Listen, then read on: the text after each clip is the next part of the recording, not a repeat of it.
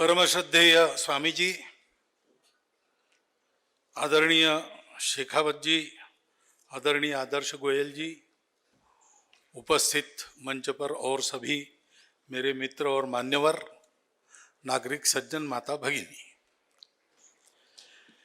अपने गोष्ठी के बीच में मैं आया हूं तो मेरे लिए सुविधा है कि जो मैं नहीं बोलूंगा या छूट जाएगा वो बात के लोग कहेंगे, ऐसा मैं आपको कह सकता हूं। लेकिन जो मैं बोलने वाला हूं वो अगर पहले ही बोला गया हो तो क्या करना, ये सवाल है।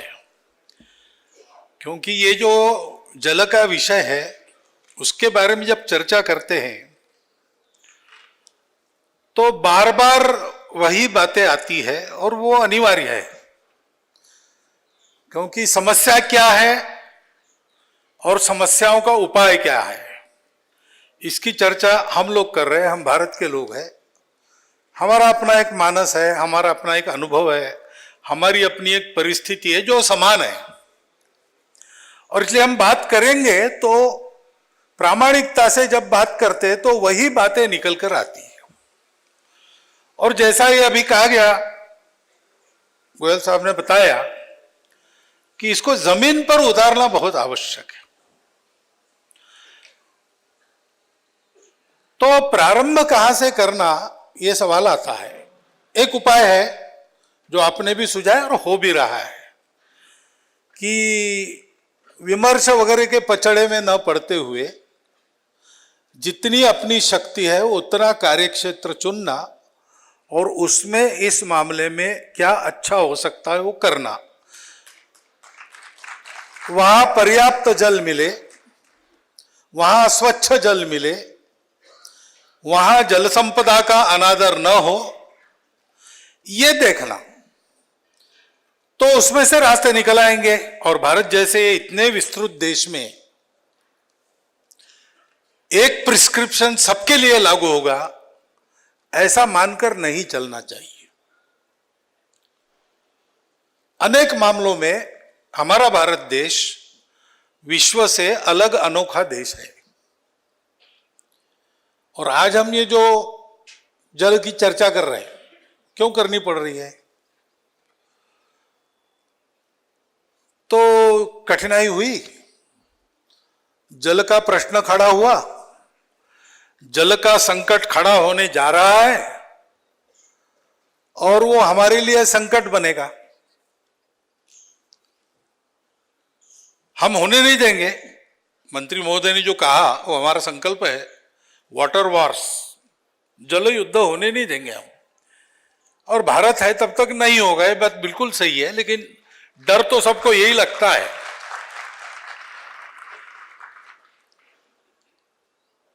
तो प्रयास करना, शुरू करना एक बात है, वो करनी चाहिए। परंतु कुल मिलाकर सारी दुनिया में इसका उपाय हमको देना है। विश्व पटल पर एक उभरते हुए देश के नाते आज सारा विश्व ये जानना चाह रहा है कि विश्व जिन समस्याओं में से जा रहा है उसके हल के लिए भारत की कल्पनाएं क्या है। तो पूरा ही विचार हम सबको करना पड़ता है, और वो भी इस गोष्ठी में मैं समझता हूं कि आ चुका है।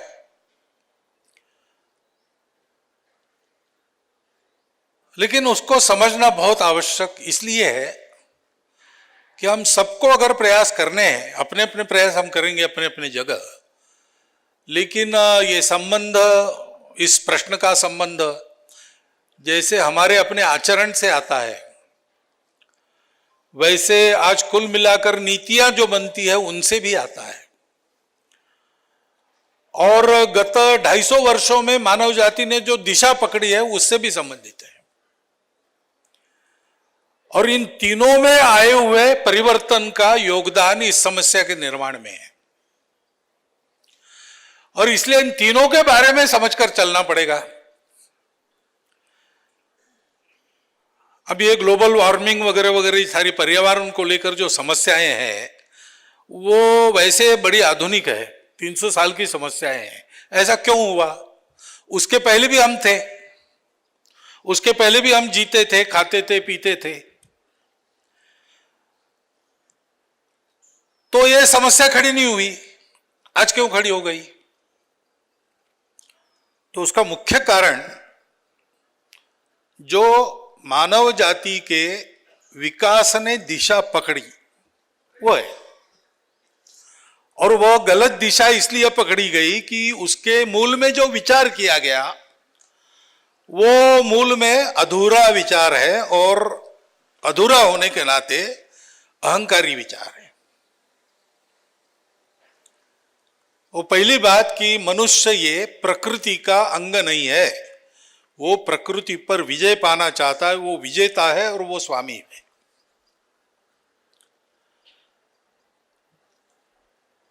इस विचार के आधार पर जो जो हुआ उसमें प्रकृति के प्रति सम्मान कैसे रहेगा? जिसको जीतना है उसके प्रति सम्मान थोड़ी रहता है। जिसके हम मालिक है उसके हम मालिक हैं। लेकिन केवल भौतिक जिनके सामने था, ज्ञानेंद्रियों से जितना प्रतीत होता है और ज्ञानेंद्रियों को विज्ञान के साधनों की मदद मिलने के बाद और जितना हम देख सकते उतना ही है। जो हमें दिखता नहीं वो है नहीं। ये अहंकार उसके पीछे है। अगर कोई बात मुझे पता नहीं या मुझे समझ में नहीं आती, इसका मतलब वो गलत ही है। ऐसा विचार करके चली दुनिया, और उसी प्रणाली का वर्चस्व आज सारी दुनिया पर है। उसी प्रणाली का जो शिक्षा का ढंग था उसमें से हम सब निकले हैं।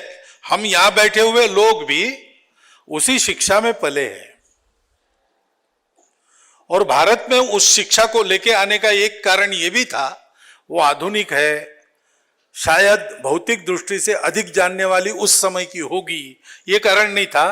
कारण ये था कि यहां की मूल शिक्षा को उखाड़ देना, क्योंकि वो यहां के स्वत्व को पुष्ट करती।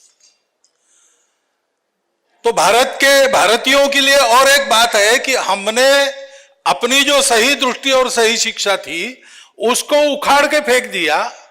जो अधूरी दृष्टि अहंकारी थी उसको हमने ले लिया। तो अब हमको अपने आप को पहले शुद्ध करना पड़ेगा, क्योंकि प्रयोग तो होते हैं और ये आज की बात नहीं है। जैविक खेती की बात है, ये आज की बात नहीं है। जैविक खाद तैयार कैसे करे किसान अपने घर में, जिससे देश को फर्टिलाइजर का इंपोर्ट करना न पड़े, सब किसानों को आसानी से खाद उपलब्ध हो जाए, खाद के लिए उनको कृषि उत्पन्न बाजार समिति से कर्जा न लेना पड़े। यह सारा सोच के विदर्भ में एक नारायण देवराव पांडरी पांडे थे। उन्होंने एक कंपोस्ट खाद की पद्धति विकसित की, उसके कई व्यापक प्रयोग किए और वो सफल पद्धति बनाई। और उसका डाटा लेकर वो मंत्रालय में गए।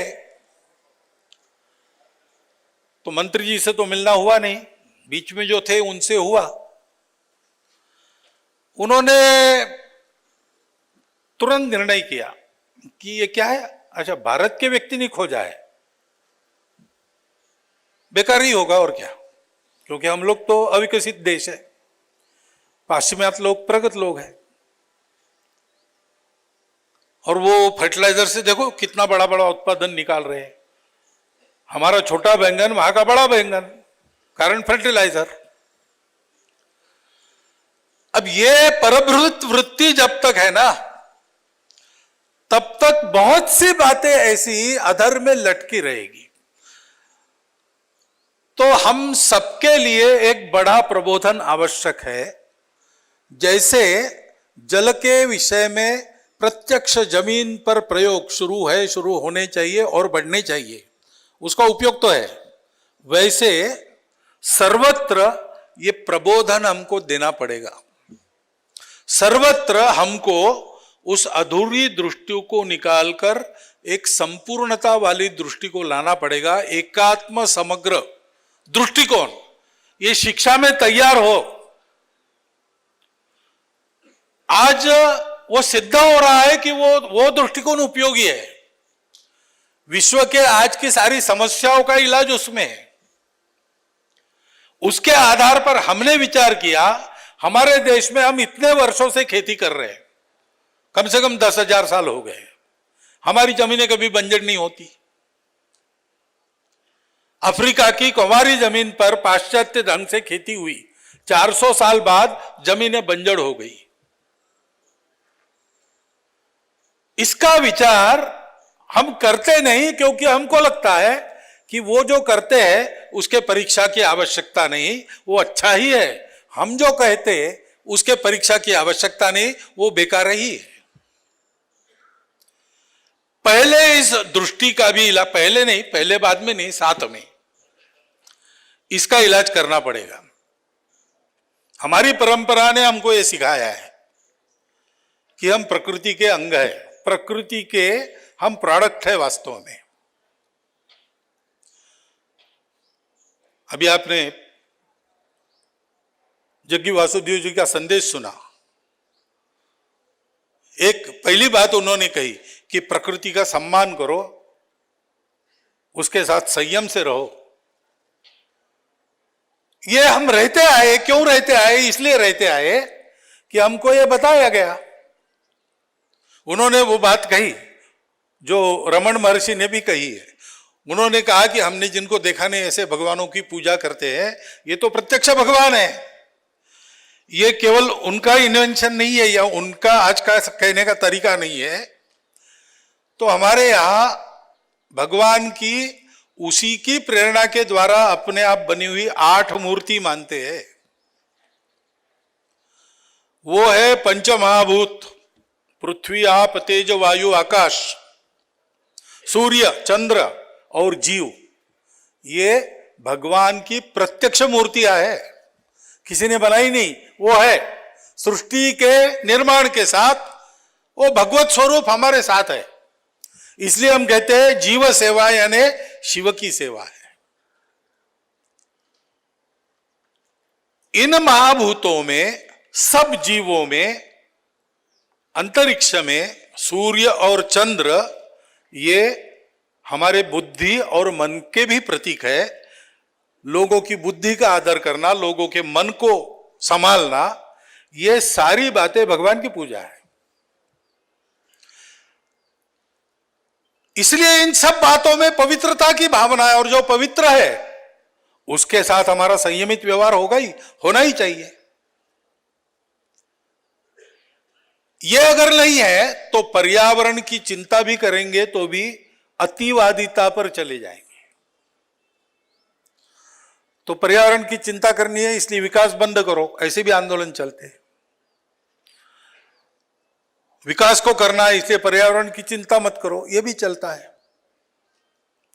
वैचारिक दृष्टि से क्या चलता है एक बात है, लेकिन ऐसी बातों का लाभ लेके अपनी जेबें भरने वालों के कारनामे इसके आधार पर चलते हैं।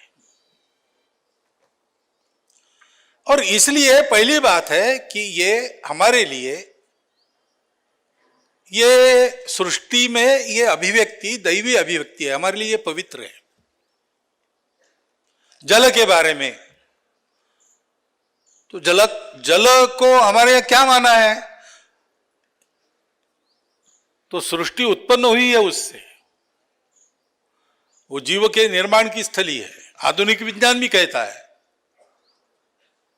कि चैतन्य के साथ ये जो मटेरियल मैटर था वो निष्पन्द अवस्था में या अभी उसकी अभिव्यक्ति हुई नहीं थी, तो प्राइमोर्डियल वाटर था, ऐसा बोलते, उसको वाटर ही कहा है विज्ञान ने भी। हमारे यहां कहा है नार वो अवस्था है जब अव्यक्त ब्रह्म व्यक्त अवस्था में आ गया और वो दिखने लगा, तो उसकी जो अवस्था थी उसको नार, उसमें से जो तेज प्रकट हुआ वो नारायण है। और फिर उनकी जो प्रकृति बनी वो प्रवाही थी, पहले हलचल हुई वायु, उसके कारण जो घर्षण हुआ, उससे तेज उत्पन्न हुआ, उस तेज में से आपकी सृष्टि हुई, आपकी सृष्टि में से पृथ्वी और जीव सृष्टि बनी। तो सारे जीवन का मूल जल हमारे यहां मानते हैं। उसको स्वच्छ करने वाला तो मानते ही है। सारे ऋग्वेद के मंत्रों में यह भी कहा है कि सारे विश्व की औषधियां तुम में एकत्रित है। अपने शरीर का पोषण करने वाला, वर्धन करने वाला वही जल है। ये सारा हम कहते थे, हम इसकी स्तुति करते थे, हम नदियों को माता मानते थे, हम जल को शुभ कार्य में छिड़कते थे, और ये बातें प्रचलित सारी दुनिया में थी। आप किसी भी समाज में जाइए, पूजा विधि में जल का उपयोग अनिवार्य है, पवित्रीकरण में जल ही होता है, बपतिस्मा होता है, और कुछ होता है, सर्वत्र होता है। इस पवित्रता की भावना को वो शुद्ध जड़वादी जो अधूरा विचार है, अहंकारी विचार है, उसने समाप्त किया। फिर संतुलन की भावना भी चली गई, और इसलिए उसका प्रबोधन, उसके आधार पर नीतियां बनाना कैसे होता है। यानी एक मूलभूत जो गलती हो जाती है, देश के जल संसाधनों का उपयोग करना है। ये जल संसाधन किसके है? तो रूल ऑफ लॉ कहता है ये राजा का है, ये सारी संपत्ति राजा की है। क्योंकि रूल ऑफ लॉ ये शब्द प्रयोग तब अस्तित्व में आया जब इंग्लैंड की राज्य संपदा तो आ गई, लेकिन जैव संपदा, जल संपदा वो तो जनता के पास है। तो विद्वानों को एकत्रित करके एक विधान बनाया जिससे रूल ऑफ लॉ कहा गया, और उसमें सारी संपत्ति राजा की है। अब उसकी प्रतिक्रिया भी होती है, नहीं नहीं वो किसी का नहीं, सब सारे समाज का है। लेकिन ये राजा का भी नहीं है और ये प्रजा का भी नहीं है। सबे भूमि गोपाल की, ऐसे अपने यहां विचार है। ये सब बनाया जिसका है, उसका नदी बनी है, वो किसी राजा प्रजा इस राज्य के लिए, उस राज्य के लिए, उस देश के लिए, इस देश के लिए नहीं जाती है। वो सबको जीव प्रदान करती, सबको सस्य प्रदान करती, सबको पोषण देती है। ये उसका जो जीवन कार्य है, उसी के प्रकाश में उसके पानी के उपयोग का विचार होना चाहिए। तो राजा प्रजा, इस राज्य के लोग, उस राज्य के लोग बैठकर विचार करें और समझदारी से बांटकर उसका व्यवहार करें, तो सभी सुखी होंगे। यह विचार पीछे जाता है, फिर अधिकार का विचार आता है। हम मालिक है, तो हम में से कौन मालिक है?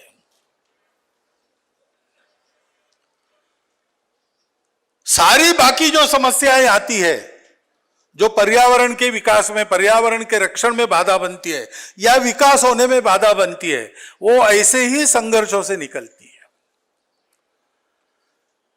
हमारे यहां जो दृष्टि है उसमें यह माना गया है कि ये सबका है, ये सबका है, यानी सबकी प्रॉपर्टी नहीं है, ये सबके लिए है, सबको समझदारी से उसका उपयोग करना है। ये बुद्धि बनती है। उस बुद्धि के बनने से ऐसा होने के लिए कुछ छोड़ना पड़ता है। मुझे अकेले को पानी चाहिए तो चाहे जितना मैं भर के ले जा सकता हूं, लेकिन भाई पानी का नल 2 घंटे शुरू रहता है, उसमें 10 कुटुंबों को अपना पानी भरना है, तो रोज का झगड़ा ना हो तो हम कुछ बना लेते हैं और चलता है। इस समझदारी से काम होता है तो धैर्य बढ़ता है, और ये इसलिए होता है कि परंपरा से हमारे पास ये बातें आती है। ये जो हमारी धी है, धृति है, स्मृति है, इसमें विकृति आ गई। चरक संहिता में लिखा है, अंतर जगत में या बाह्य जगत में, यानी पर्यावरण में, ये जो असंतुलन होता है, विषमता होती है, वो कैसे आता है? ये धी, धृति और स्मृति में दोष पैदा होता है। उसके चलते काल, कर्म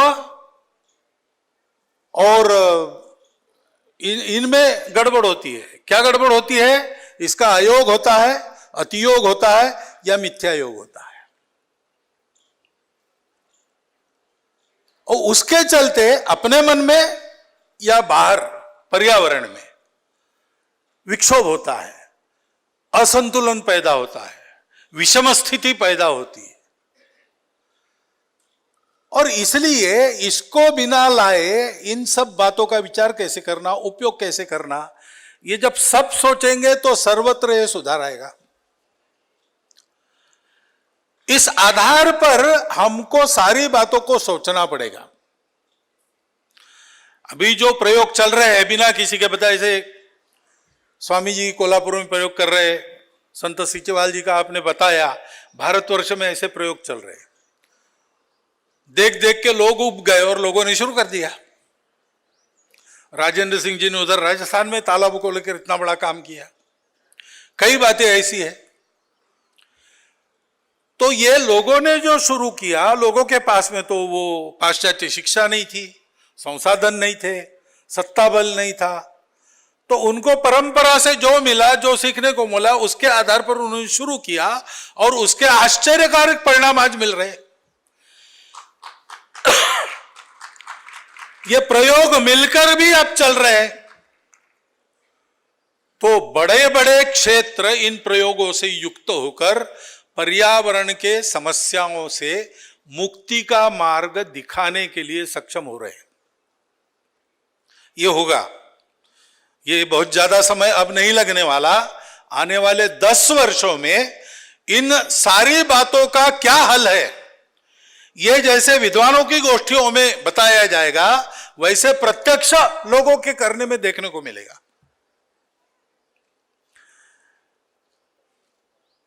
इसको जोड़ी होनी चाहिए नीतियों की। जैसे नदियों के अविरलता की बात है, फ्लो की बात आपने की, बिल्कुल सही बात है। गंगा इतनी शुद्ध क्यों रहती है बैक्टीरियोफाज है गंगा में, ये बात है, अनेक बातें हैं।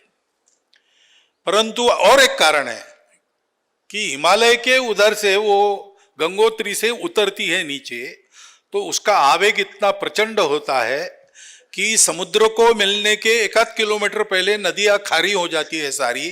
गंगा 2 किलोमीटर अंदर तक समुद्र को मिटा करती है। अब ये उसका फ्लो बना रहे, उसकी अविरलता बनी रहे, तो गंगा का गंगत्व भी बना रहेगा। हमको सोचना पड़ेगा नदियों पर बांध बनाने चाहिए कि नहीं। भाई इरिगेशन के लिए आवश्यक है, नई तकनीक है, नहीं बनाएंगे बिल्कुल ऐसा कहेंगे तो भी अतिवादिता होगी। तो कुछ मात्रा में इन सारे पंच महाभूतों का नियंत्रण हमको करना पड़ता है। उपयोग करना है तो हाथ में लेना पड़ेगा, हाथ में लेना है तो नियंत्रण करना है। भगवान की पूजा करते समय भी उनकी जो मूर्ति रहती है उसको हाथ में लेना ही पड़ता है ना, ऐसा लेना पड़ेगा, नियंत्रण करना पड़ेगा, लेकिन उनका अनुमोदन भी करना पड़ेगा। बहना नदियों का स्वभाव है, रोकना कृत्रिमता है। थोड़ी मात्रा में उसका उपयोग करना कोई बात नहीं, लेकिन कितनी मात्रा में करना विचार करो। बहना नदियों का स्वभाव है, बहना पवन का स्वभाव है। इस बहने में अवरोध आ गए या पवन के बहने में पर्वत वगैरह थे, उनकी रचनाएं बदल दी, हमने खोद डाला सब, तो भागवत पुराण में वर्णन है कलयुग में क्या होगा। उसमें एक बात यह भी है कि सारे पर्वतों को माइनिंग करके खोद डाला, तो फिर पवन का जो उपयोग होता है वर्षा का वहन करने में, वो नहीं, फिर वो तो हवा है, बह के ले जाती है। ऐसा हो गया, ऐसा वर्णन है। तो इन सारे पंच महाभूतों के उपयोग के बारे में उसका अनुमोदन भी करना है, उसका नियंत्रण भी करना है, दोनों में अतिवादिता की तरफ न जाते हुए उसकी मर्यादा बैठ के निश्चित करनी पड़ेगी, नीतियों में उसको लाना पड़ेगा। हो रहा है, ये विचार हो रहा है, यानी मैं ये हो नहीं रहा है ऐसी तकरार नहीं कर रहा हूं, इस दिशा में जा रहे हैं। लेकिन हम सब लोगों को ही जाना है, और हम सब लोगों का एक संकट है कि ये जो हमारी परंपरा से आई हुई दृष्टि है, आज हमारे यहाँ जो सुशिक्षित वर्ग है, संपन्न वर्ग है, उसके पास वो नहीं है। वो जितनी बची है उतनी बची है सुदूर जंगलों में और देहातों में, वहां से खोज खोज के हम निकाल रहे हैं। तो ये सभी को सीखना है, वहां भी सीखना पड़ेगा। विज्ञान की बात है, विज्ञान, वैज्ञानिक वृत्ति होनी ही चाहिए। हमारी सारी परंपरा ये विश्वास रखने पर विश्वास नहीं करती। हमारे अध्यात्म को सिखाने वाले पंथ संप्रदाय भी विश्वास रखने को नहीं कहते, वो कहते हैं कि हमको ऐसा प्रतीत हुआ है, तुम करके देखो तुमको क्या प्रतीत होता है, तुम जानो। संतः परीक्षान्यतरत भजन्ते, ऐसा कहा है। तो ये हमको करना ही है, अवैज्ञानिक कुछ भी नहीं करना है। लेकिन वैज्ञानिक यानी क्या है, जो न्यूटन के जमाने में मान्यताएं थी वो कई आज बदल गई है, क्योंकि कई बातें आज गलत पाई गई है। वो विज्ञान यानी न्यूटन के जमाने में जो किताब लिखी उसको सत्य मानना, ये नहीं है। तब से जो विचारधारा मिली एक भौतिक विज्ञान में, उसको विकसित करना अपने अनुभव से, सतत शोधन परंपराओं का सांस्कृतिक जैसे करना पड़ता है, वैसे विज्ञान का भी करना पड़ता है। विज्ञान में अप टू डेट रहने की बहुत महत्ता है। एक जमाना था जब हमारे यहां और स्वास्थ्य विभाग से प्रचार होता था कि स्तनपान मत कराओ, क्योंकि उस समय का विज्ञान मानता था। आज बदल गया है, पूरा उल्टा हो गया है, क्योंकि विज्ञान की मान्यता बदल गई है। अब विज्ञान का जन्म बहुत आधुनिक है उस मान से। तो हमारी परंपराएं इतने वर्षों से चली है, प्रत्यक्ष जमीन पर चली है। उसने इतने बड़े देश का, विविधता भरे देश के समाज का धारण पालन पोषण किया है, इतने दिनों से हमारे यहाँ की प्रकृति को सुरक्षित रखा है, और हमारे यहाँ को, यहाँ के विकास को भी आगे बढ़ाया है। सिरोही का लोहा प्रसिद्ध था तलवार के लिए। स्टील प्रोडक्शन 8 लोग भट्टी उठाकर ले जाते थे, जिसको चाहिए उसके आंगन में कराते थे। उस प्रति का लोहा आज भी बनना कठिन है, यह भी सिद्ध हुआ है। न जंगने वाले लोहे के खंबे हमारे यहां गड़े हैं अपने देश के मैदानों में। यह सब हमारे यहां था, फिर भी हमारे यहां कोई पर्यावरण का संकट नहीं खड़ा हुआ। इतनी खेती हुई, अच्छी खेती हुई, हमारी जमीन बराबर उर्वर बनी है, और आज भी हमारे जमीन के, हमारे जल के गुण कुछ मात्रा में कायम है। क्यों है? वो भी एक ज्ञान है। उसको केवल यहां का है इसलिए बेकार मानकर छोड़ देंगे तो नहीं होगा, इसलिए हम निकाल रहे हैं, उसका प्रयोग कर रहे हैं। लेकिन ये सब ज्ञान के आज के प्रचलित प्रवाह में लाकर हमको स्थापित करना पड़ेगा। इस दृष्टि से नीतियों का भी बड़ा महत्व रहता है। लेकिन ये सब कहने के बाद भी जो एक बात यहां कही गई वो फिर भी ध्रुव है कि आखिर ये सारा परिवर्तन कैसे होता है। परिवर्तन मेरे से प्रारंभ होता है। मैं अभी जल पर यहां पर व्याख्यान दूं और मैं अपने व्यवहार में जल को न बचाऊं तो कैसे होगा?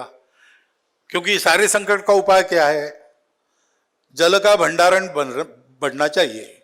हमारे यहाँ तालाब वगैरह की व्यवस्था थी, जितनी बची खुची है उसको बचाए, जितनी बढ़ा सकते बढ़ाए, और कुछ कर सकते करें। परंपरागत तरीके हमारे यहाँ बने हैं, उनको अपनाएं। नए तरीके जो उपयोगी है उनको ले, क्योंकि जल पृथ्वी की एक संचित संपत्ति है। वो अपने लिए एक निश्चित मात्रा मिली है, उसी की भाप बनती है, वो मेघों के द्वारा वर्षा कराती है, हम खाते पीते हैं, निकाल देते हैं, वो तरह तरह से प्रक्रिया होके भाप बन के फिर से जाता है, फिर से गिरता है। इसमें उसका जो लॉस होता है वो कम से कम होना चाहिए। इसलिए जितना गिरता है उतना पूरा का पूरा हम कैसे स्टोर कर सके, इसका उपाय करना चाहिए। दूसरा, बिना कारण ज्यादा जल खर्चा करने वाले तरीके, जैसे फर्टिलाइजर का उदाहरण मैंने दिया, खूब पानी खाती है जमीन उसके कारण, और अन्न को भी विषयुक्त बनाती है, क्यों करना। बड़ी मात्रा में पशु हत्या ये पानी के व्यय को बढ़ाती है। मनुष्य केवल अपने खाने के लिए जो करता है वो भी वैज्ञानिक दृष्टि से शाकाहार अच्छा है ऐसा मानते हैं, लेकिन बदलने में समय लगता है और खाने की बातें किसी पर लादी नहीं जा सकती। धीरे धीरे मन बदलता है, लोग करते भी है। वैसे भी अपने देश के मांसाहारी लोग ये एक नियम में रहकर ही मांसाहार करते हैं। मांसाहार करने वाले श्रावण मास में नहीं खाते, मांसाहार करने वाले गुरुवार को नहीं खाते। ये मांसाहारी है तो भी भारतीय है, तो उन्होंने अपने आप को संयम की एक परत में रखा है। मैं उसका समर्थन नहीं कर रहा हूं ना, निषेध भी कर रहा हूं। है शाकाहार वैज्ञानिक दृष्टि से अच्छा है, शाकाहारी होना अच्छा है। मांसाहार से पानी की खपत बढ़ती है, लेकिन अब उसकी इंडस्ट्री हो गई, कत्ल खाने हो गए, उसमें जो प्रोसेस चलती है उसमें तो अनाप शनाप पानी खर्चा होता है और पोल्यूशन बढ़ता है, वो एक अलग बात है। ऐसी कई बातें चलती है, दुनिया के प्रवाह में चलती आई है, इसमें किसी का दोष नहीं है। लेकिन समझ बूझकर ऐसे अपने जीवन से जुड़ी बातों से हमको अपने आप को दूर करना पड़ेगा ना। और अपने आप को दूर करना पड़ेगा यानी जिनकी इंडस्ट्री है वो तो सबसे आखिरी मानेंगे। मेरी अगर मीट प्रोड्यूसिंग इंडस्ट्री है तो मैं तभी मानूंगा जब बनाया हुआ मीट खपेगा ही नहीं, क्योंकि कोई मांसाहार करेगा ही नहीं। तो इसलिए समाज में छोटी छोटी बातें सुदर्शन जी हमारे बताते थे, आज भी चलता है उनका बताया हुआ कि ग्लास आधा भरो, आधा से ज्यादा मत भरो। भोजन के समय ग्लास भरते थे, कभी आते थे वर्ग में, देखे ग्लास पूरे भरे हैं तो बुला के वो सारा पानी फिर से वापस घड़े में और आधा आधा भरो, ऐसा करते थे। क्योंकि आधा आधा ग्लास बचेगा तो कितनी बड़ी बचत होगी। 130 करोड़ लोगों का रोज का आधा ग्लास एक समय का कितना पानी होता है, कोई निकाले हिसाब, तो बहुत बचत होती है। और बचत होती है एक बात है, लेकिन इस आचरण का प्रभाव यह होता है कि उस आचरण के पीछे समाज के सारे क्रियाकलापों को चलना पड़ता है। समाज में जो जो वृत्तियां चलती है, व्यवसाय चलते हैं, वो समाज के लिए चलते हैं, समाज की जो आवश्यकता है उसके लिए चलते हैं। और इसलिए ये आदतें बदलना, उसके लिए प्रबोधन करना, ये बातें आवश्यक है। रक्षण करना, संपत्ति को बढ़ाना, ये सारा करना पड़ेगा। और इसलिए हमको, मैं बहुत विस्तृत वर्णन करता नहीं, क्योंकि इस गोष्ठी में मेरे पहले भी जल का अपने संस्कृति में क्या स्थान है, परंपरा में क्या क्या कहा गया है, ये सब आपके सामने आ चुका है। और इसलिए मैं इतना ही कहता हूं कि ये समस्या ठीक होनी है तो ये जो सभी पंच महाभूत है उनका हम फिर एक बार अपनी परंपरा की दृष्टि से परिचय करा लें, हम उनको जानें और आज के दुनिया के अनुभव के आधार पर परीक्षा करके उस परिचय के आधार पर उनको माने और फिर उन पंच महाभूतों के साथ एकात्म होकर जीवन प्रवाह में उनके साथ बहे। वो जो मंत्री महोदय ने वीडियो दिखाया वो यही संदेश देता है। उनकी अपनी प्रकृति है, हमारी अपनी प्रकृति है, हम सबको साथ चलना है। हम अगर उनके अनुमोदन के साथ उनका नियंत्रण लेते हैं, उनका शोषण न करते हुए उनका दोहन करते हैं, तो वो तो इतने करुणामय है, वो हमको पालने वाले हैं, वो अपने को हमारे अनुकूल हमेशा रखते हैं। हम कृतज्ञ रहे तो वो कभी कृतज्ञ नहीं होंगे। हमने उनको छोड़ दिया तो वो कुछ नहीं कर सकते। इसलिए इस दृष्टि को हम जाने, उसको माने, उसके जैसा बने और उसके आधार पर प्रत्येक इस पंच महाभूत के बारे में विचार करें, पूरे पर्यावरण का विचार ठीक हो। इस दृष्टि से इस गोष्ठी में जल के बारे में बहुत सी बातें कही गई है, कल कही जाएगी। बहुत से सुझाव आए हैं, कल भी आएंगे। बहुत से उपक्रम चले हैं, उनके लिए भी उन सुझाव का लाभ है। नए उपक्रम शुरू करने के लिए भी उनका लाभ है। इस गोष्ठी से वापस जाते समय जो पहले से ऐसे कामों में लगे हैं, वो एक संकल्प करे कि ऐसा काम करने वाले और 5 लोग मैं खड़ा करूंगा अलग अलग क्षेत्रों में। और जिन्होंने अभी ऐसा हाथ नहीं लगाया वो शुरू करे। और बहुत बड़ा कार्य क्षेत्र चुनने की जरूरत नहीं। हमारे अपने घर में, कुटुंब में जो पानी की खपत होती है उसका निरीक्षण करके उसको कम कैसा कर सकते हैं, यहां से भी प्रारंभ किया तो भी प्रत्यक्ष जल संरक्षण में हम एक बड़ा योगदान कर सकेंगे। ऐसा उद्यम खड़ा हो जाएगा। वो उद्यम खड़ा होने से हमको उत्तर मिलेगा, हमारे देश के लिए उत्तर मिलेगा, संपूर्ण विश्व को इन सारी समस्याओं से समाधान मिलने वाला है। और वैसा समाधान देना एक उभरते देश के नाते और हमारा ईश्वर प्रदत्त कर्तव्य भी है, इस नाते हमारा दायित्व बनता है। उस दायित्व को हाथ में लेकर हम आगे चले, अपने दृष्टि को समझ कर चले। इतना ही एक अनुरोध आपके सामने रखता हूं और मेरे 4 शब्द समाप्त करता हूं।